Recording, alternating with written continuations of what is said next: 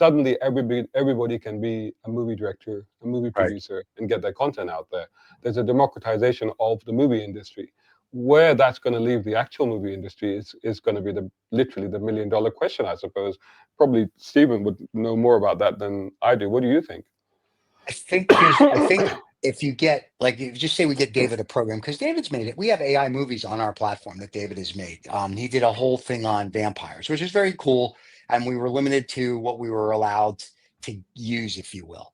I think whether it's David or whoever, you may not you're not going to go for an Academy Award to be played in the cinema. But if you make for lack of, and Mr. Cruz, I'll apologize to you later in the lawsuit, apparently, when you sue us. But if you make a Mission Impossible 700, that's better than the ones he's making now with the action and the this and the that, and not with Tom, but with all these other people, and you make it AI generated, and 10 million people or 1 billion people on YouTube watch it.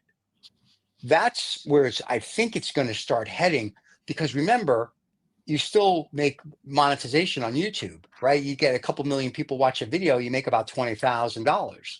So if I make a video, David tomorrow says, I'm going to get this software, I'm going to make whatever, my vampire trilogy, I'm going to make whatever it is. And he makes this movie that is just as good as anything Apple has or Warner Brothers or Universal puts out, with all make-believe characters and whatever. Like that car movie you just showed us that Google has, and it's just as good or better, and it's an intriguing story and keeps you on the edge of the seat. If it gets 1 billion views, we made more than what most Hollywood movies make, because it cost us, what, $200, let's say, or 200 pounds or whatever. Everything else is profit. Michael Eisner had the best comment ever when it comes to stuff like this. And Michael Eisner, for people that don't know, is the one who turned Disney around before it was going to go bankrupt in the 80s. Michael Eisner said the best movie he ever made was Lion King, because cartoons don't ask for residuals. Yeah. And there you go. So think through that. AI doesn't ask for residuals. So since AI doesn't ask for residuals, and it does your voices and it does everything, all you need is a concept. You can literally take a book from, say, 1837, that's a science fiction of the day, turn it into something today. It's already passed all its copyright laws and all this and all that.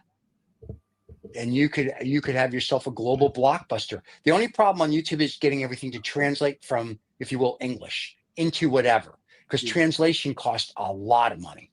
Yeah, but that's coming too. That's coming too, though, isn't it? That's coming too on YouTube.